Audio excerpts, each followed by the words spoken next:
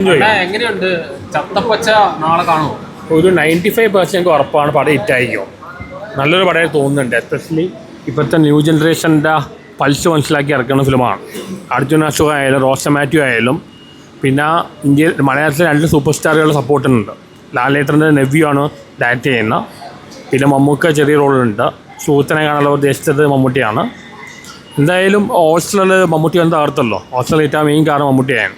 അതേപോലെ ഇത് ഇറ്റാകുമ്പോൾ മെയിൻ കാരണം മമ്മൂട്ടി തന്നെ ആയിരിക്കും.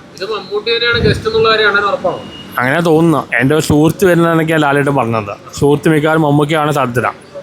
എന്തായാലും 2 പേര് സപ്പോർട്ടുണ്ട്. മോഹൻലാലിൻ്റെ മമ്മൂട്ടി സപ്പോർട്ടുണ്ട്. ആളുകളുടെ പൾസ് മനസ്സിലാക്കി ഉണ്ടാക്കിയ ഫിലിമാണ്.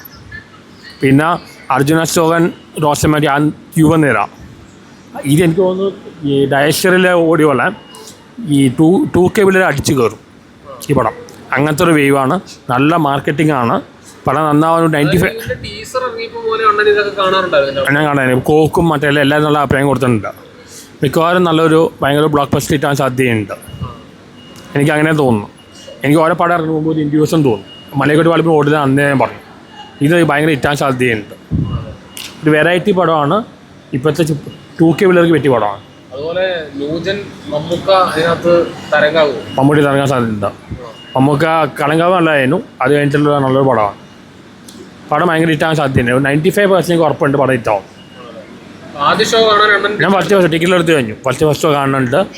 എന്തായാലും എനിക്ക് ഇഷ്ടപ്പെടുമെന്ന് തോന്നുന്നു. പടം കണ്ടിട്ട് റിവ്യൂ തരാം.